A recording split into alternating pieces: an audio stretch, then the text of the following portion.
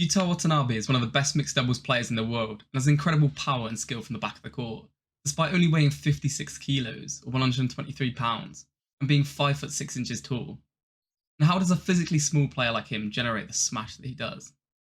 There are many factors that come into play when generating power in badminton.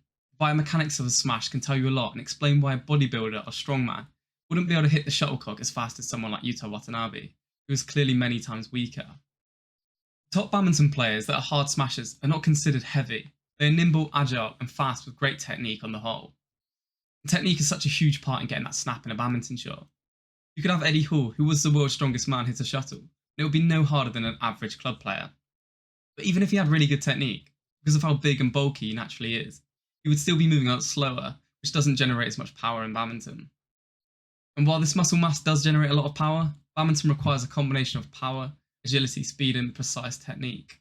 Badminton players train specifically for the explosive movements required in the sport, and refining their technique over years of practice. So when you swing the racket to hit a smash, you're aiming to accelerate the racket head as rapidly as possible to maximise the speed of the shuttle when it's struck.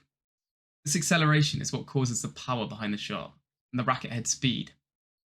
As well as that, a much heavier person will likely not have the flexibility and range of motion. Full and fluid swing relies on flexibility and a wide range of motion in the shoulder, wrist, and other joints. If you had someone with extremely bulky muscles, it would likely limit their range of motion and hinder their ability to execute the optimal technique.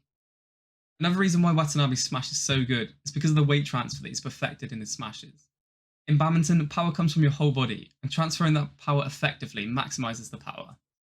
When you see Watanabe jump up in the air, rotate his hips and shoulders as well as he does, he transfers that speed and power into the racket head. You can see just by his setup, when he's about to play a smash, he's perfectly set up facing the side onto the net, a bend in his knees and his arms in a great position. So getting in this ready position is so important to perfect the correct technique and hit the shuttle at the right time and spot. It doesn't get better than this from what you can see here from Watanabe. It sets him up so well to put everything he possibly can into the smash. It's also his timing that is a huge factor for this as well. Because he's mastered the technique, he can time his whole body and hit the shuttle when it's in the perfect place in the air, squeezing his forearms and hitting the sweet spot of his strings. There are no wasted movements, and the maximum amount of force is transferred to the shuttle because of how well he times it. If you were to jump up, move your hips too early, and then swing the racket with mostly your upper body, then this wouldn't create much power.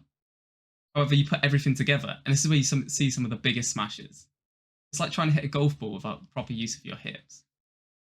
The training that Watanabe does for badminton reinforces the technique and timing that's so important. The type of training Watanabe does, whether it's on court or in the gym, is all focused on generating racket head speed, improving his explosive movements, fast twitch muscle fibers, and specific training tailored to badminton. Someone who lifts a lot of heavy weights are not firing those fast twitch muscle fibers in the same way. And even though Watanabe isn't that strong of a person, the specific muscles which are used repetitively in badminton, such as his forearms, shoulders and legs, will all be very strong for someone his size.